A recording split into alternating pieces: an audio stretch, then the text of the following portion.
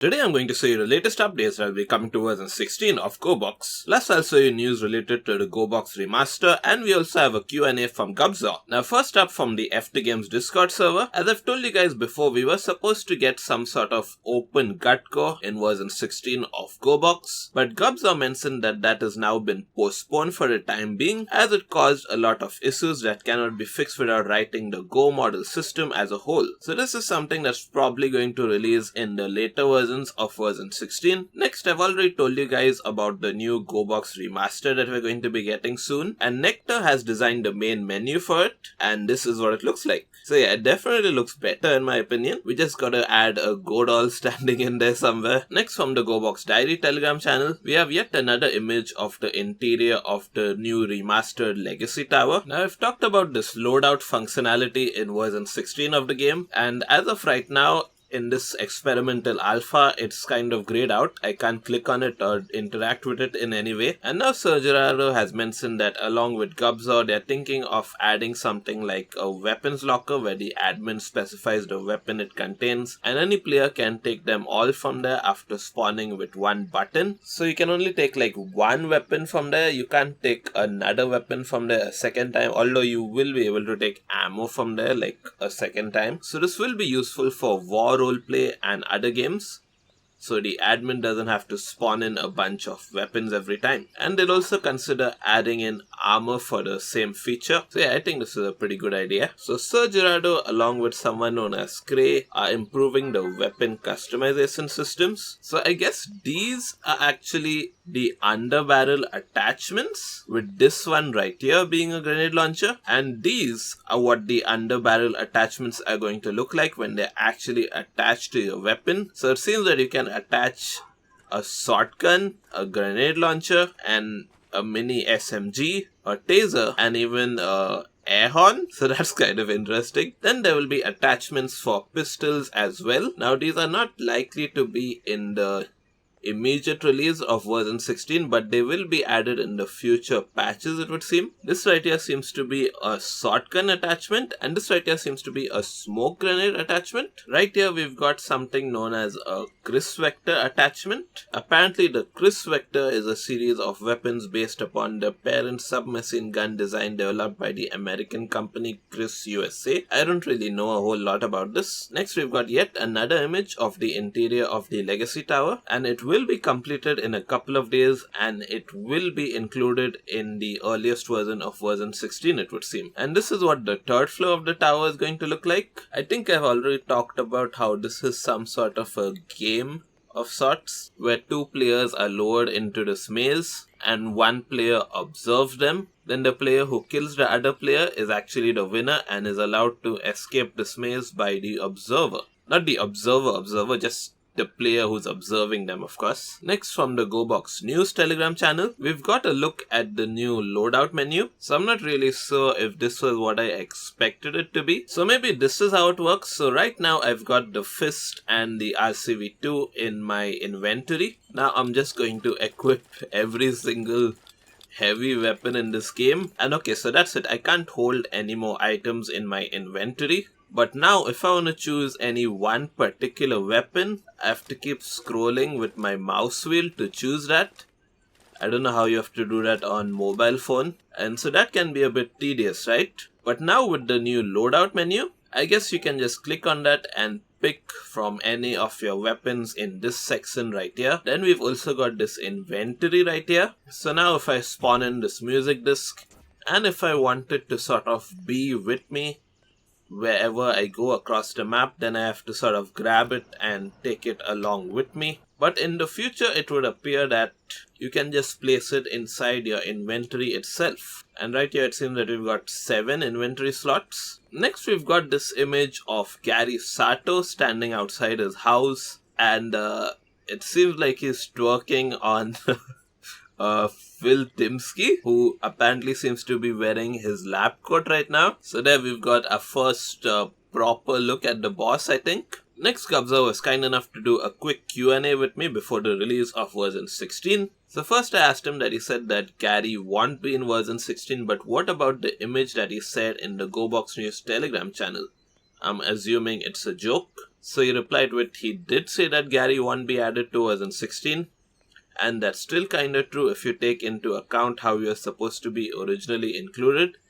Gary was supposed to be a boss, and what he said about him not being able to be added due to low reasons still stands. That's why he decided to add him in as an Easter egg on the conspiracy map. Okay guys, so I won't be too surprised if in version 16 we have to enter this house right here and maybe activate this mask or something like that, and then we can spawn in Gary as an Easter egg. So we've already got information about our first Easter egg in version 16 as of right now, so thank you very much, Gubzor. Next I asked him by when does he think the last update to version 16 of Gorebox will come out. To that he wasn't really sure. Then I asked him when will Gorebox 2 or Gorebox 2026 or Gorebox Remastered come out.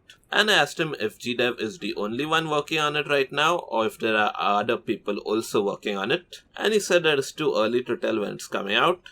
However, GDev is technically not the only one working on it. While he's the only one doing coding and stuff, since the game uses a whole different networking API than what they are used to, Gubzor and others like Remaster right now are helping him out with the models. Then I asked him when will Bloodrust come out, which I've shown you guys and I believe is supposed to be like a Gorebox spin-off game of sorts. And I asked him if it's an F2 Games game or if it's Rustin Dead's own project. He said that he has no idea. The development team is a bit of a mess over there. Oh, and apparently it is Rustin Dead's own game that could be put under F2 Games' wing if proven to be good enough. Okay, so I hope that F2 Games accepts this game and, it gets added to the F2 Games family. It seems like a really interesting game. Next I asked him how many variants will Phil Timsky have, and I mentioned how the Worskers boss fight has 2 phases, and so I asked how many will the Phil Timsky one have. And he said that Phil will technically have 2 whole separate boss fights as is phase 1 and phase 2. Also speaking of Phil, he will not be included in the initially released version 16. He will instead be released a bit later in some version 16 patches. Okay, so that's good to know, so we're going to have to wait a while before we get into that boss fight. Also, I'm quite curious about 2 whole different boss fights being a thing. So will they even be on the same map? And I wonder if the House of Lament fight is going to be the first one or the second one. I'm going to go ahead and guess it's going to be the second one, right? I don't really know. And will one of those boss fights be on the facility map? I don't know, this is getting me kind of excited. Next I asked him how many new maps is version 16 getting overall. He said that current version 16 has 2 new maps, out of which one is replacing Sanctuary, but they have more which are in progress, such as Backrooms. So those should be added sometimes in one of the future patches. Okay, so that's it for this quick Q&A with Gubzor. Thank you very much for answering my questions.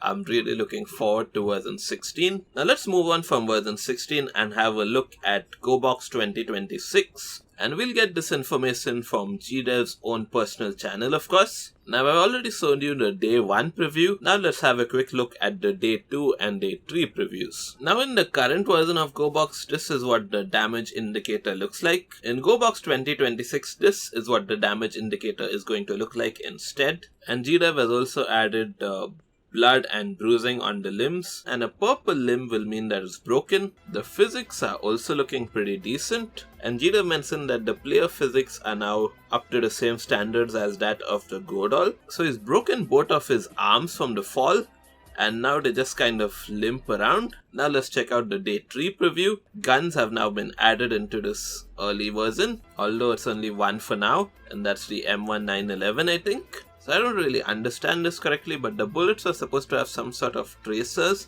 and are simulated to have realistic drop and speed based on caliber. So I'm assuming guns with big bullets, their bullets are going to be kind of slower and fall down faster compared to guns with smaller bullets. So sniping across maps in this game is going to be an actual skill, I think. Then GDev had his own little Q&A on his community posts. It's more like a frequently asked questions thing, I think. So the first question is, will this replace Gorebox Animosity? And he said no, Gorebox 2026 is a separate game and Animosity will continue receiving updates for a while. Will there be multiplayer? Yes, this time with server-side code and anti-cheat, unlike in Animosity where everything ran client-side. This change will make most exploits nearly impossible. Caramelka must not be very happy right now. What engine is the game being developed on? Unity, just like all previous Gorebox titles. What platforms are planned? Android and PC are confirmed. iOS and VR are currently being considered. I hope by the time this version of the game comes out, I can afford to buy like a VR headset or something. When is the release window? It's too early to say for now. Okay, but since it's called Gorebox 2026, I'm assuming it will be sometime next year. How well will it run on low-end devices? Extremely well. Performance is expected to be a major improvement over Gorebox Animosity. Will assets or systems from Gorebox Animosity be reused? Yes, most original models plus some animations and VFX from our team will be reused and improved. What perspective will the game support?